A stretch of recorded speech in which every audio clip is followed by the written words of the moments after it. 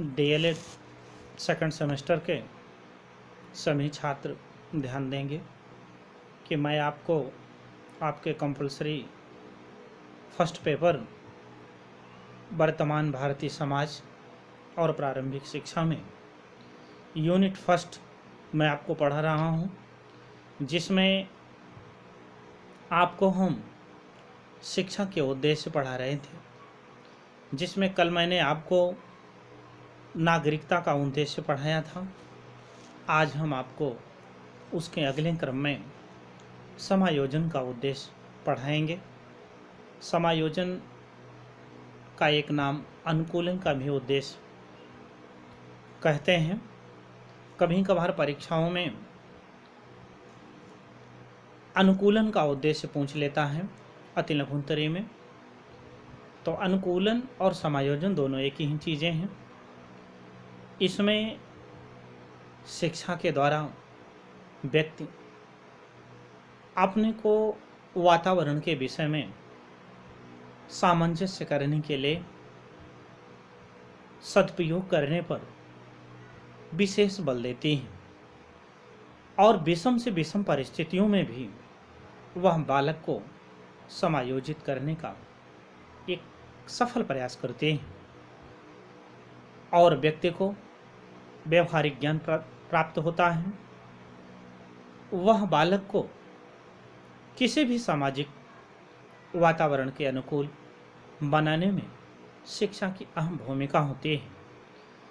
आवश्यकता अनुसार वातावरण में हम अपने को संशोधन भी कर लेते हैं और संशोधन करने के लिए यह शिक्षा हमें बाध्य करती है। बालक के विद्यालयी वातावरण या प्राकृतिक या सामाजिक वातावरणों में समायोजन करने में सहायक होते हैं।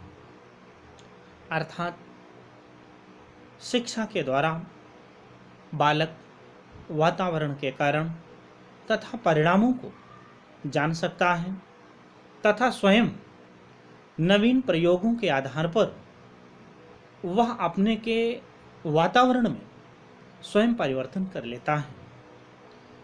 क्योंकि आपने एक कहावत सुनी होगी कि जैसा देश वैसा भेष, यानी हम जहाँ भी रहें, जिस भी परिस्थिति में रहें, उस परिस्थिति के अनुसार हमें अपने को अनुकूलन कर लेना चाहिए, समायोजन कर लेना चाहिए। तभी हम अपने को समाज में, विद्यालय में, परिवार में या आपस के इष्ट मित्रों के साथ तभी हम समायोजित हो सकते हैं। तभी हम एक बुद्धिमान और बुद्धिजीवी सामाजिक प्राणी के रूप में पहचान बना सकते हैं।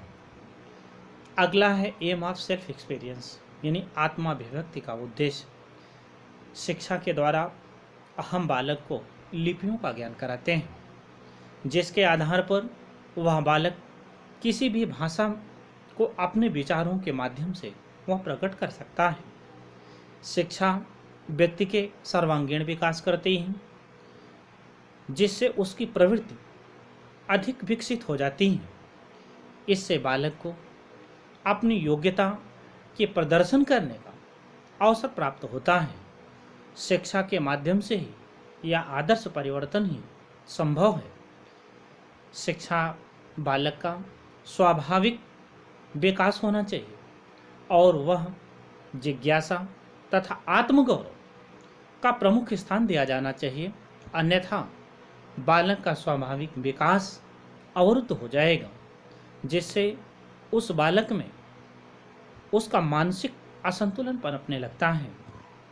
इस संदर्भ में टी रेमंड ने लिखा है, उपचार रूप में स्वतंत्र आत्म प्रदर्शन का उपयोग अंत में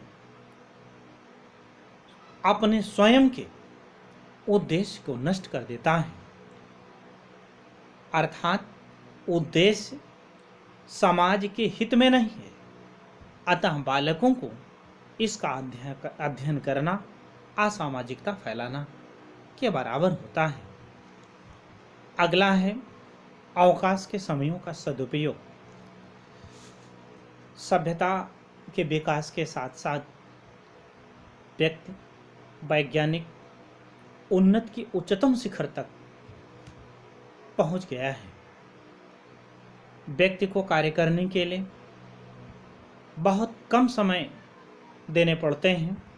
इसके लिए वह आधुनिक वैज्ञानिक युग में आवश्यक है कि खाली समयों में हम उसका सदुपयोग करें और जीवन में अवकाश के समयों का अत्यधिक महत्व प्राप्त करें, क्योंकि खाली जब समय होता है हमारा आम का, तो उसमें हम रचनात्मक कार्यों के लिए हम बालकों को प्रशिक्षण दें और उनकी रुचियों को संगीत, कला, चित्रकला, नृत्य आदि की ओर हमें मोड़ना चाहिए।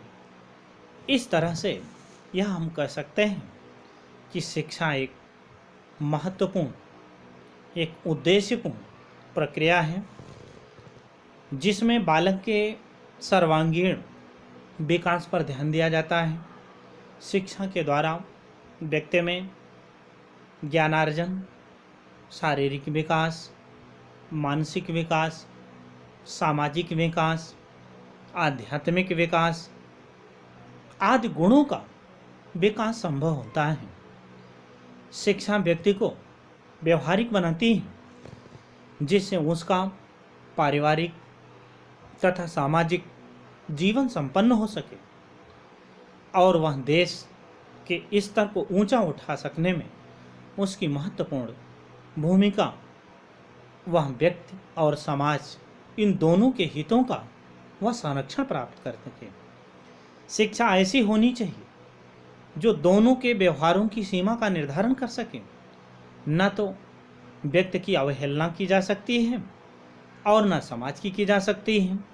अर्थात शिक्षा ऐसी हो जो दोनों में संतुलन का विकास का संबंध स्थापित, यानी एक सामंजस्य स्थापित करने में वह अपना सहयोग प्रदान करें।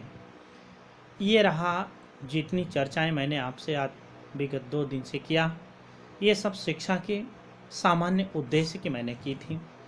और आज आपको हम, क्योंकि शिक्षा के 3 उद्देश्य मैंने शुरू में ही आपको बताया था। पहला उद्देश्य शिक्षा के सामान्य थे, दूसरा शिक्षा के व्यक्तिगत उद्देश्य थे और तीसरा शिक्षा के सामाजिक उद्देश्य थे। तो दूसरा उद्देश्य जो इसका है, शिक्षा के व्यक्तिगत उद्देश्य है, इसमें हम आपको बताते हैं। शिक्षा प्रमुख रूप से आप देखें तो जो केंद्र बिंदु है, इसमें व्यक्ति को ही माना जाता है। शिक्षा के सभी दर्शनों में से व्यक्ति के विकास से संबंधित व्यक्तिगत उद्देश्यों की किसी ने अवहेलना नहीं की है। इस संबंध में एक मनोवैज्ञानिक है जिनका नाम रस्क है। रस्क हैं, फ्रावेल हैं, रूसो हैं, इन सब के मैं आपको विचार बताते हैं।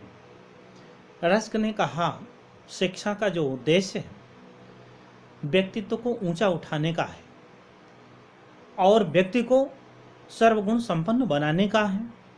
अर्थात इस व्यक्तित्व का मुख्य लक्षण सार्वभौमिक मूल्यों से युक्त होना है। रूसो ने भी इसी मत का समर्थन किया। शिक्षा को इंद्रियों का उचित प्रयोग करके ज्ञान का द्वार खोलना है। फ्रावेल ने लिखा, शिक्षा को मनुष्य का पथ प्रदर्शन करने, इस प्रकार का प्रदर्शन करें कि वो अपने आप को प्रकृति का सामना करने का और ईश्वर से एकता स्थापित करने का उस व्यक्ति में ज्ञान हो सके। जॉन डीवी ने भी यही बात कही। शिक्षा के उद्देश्य समान नहीं होते हैं, ये विभिन्न बालकों के लिए भिन्न प्रकार के होते हैं। जैसे जैसे बालक की उम्र बढ़ती है वैसे वैसे उस बालक के उद्देश्य भी बदल जाते हैं। ये हमारे शिक्षा शास्त्रियों के उद्देश्य रहे। अर्थात हम ये मान सकते हैं व्यक्ति के अस्तित्व को हम महत्व दें, व्यक्ति को प्राकृतिक विकास पर विशेष हम बल दें, व्यक्तिगत उद्देश्यों के आधार पर बालकों में मानवीय गुणों का हम विकास करें, और जब ये कार्य करेंगे तो उस व्यक्ति का सामाजिक व्यवहार में बड़ा सुधार होगा। शिक्षा द्वारा ही वह विकसित है। मनुष्य के हित में ही हम कार्य करेंगे। व्यक्ति का ज्ञान बहुत विस्तृत होता है। इस उद्देश्य के आधार पर मनुष्य में स्वतंत्र चिंतन, धार्मिक प्रवृत्ति और आध्यात्मिक प्रवृत्तियों का विकास होता है। बालकों को स्वयं की वास्तविकता का पता चलता है और वह झूठी आदर्शवादिता एवं स्वार्थपरकता का विनाश होता है। बालक में स्वानुभूति के आधार पर वह अपनी शक्तियों का प्रयोग के आधार पर जीवन के लक्ष्यों का वो निर्धारण करता है। बालक में होने वाले जो मानसिक असंतुलन एवं रोगों में कमी आती है, बालक अपने विकास में बालक प्रवृत्तियों के परित्याग में सफल हो जाते हैं। यह शिक्षा की आत्मानुभूति का उद्देश्य का फल है। व्यक्ति की स्वतंत्रता के दमनात्मक कारकों को दूर करके शिक्षा उसे आवश्यक एवं अनुकूलन वातावरण प्रदान करती है।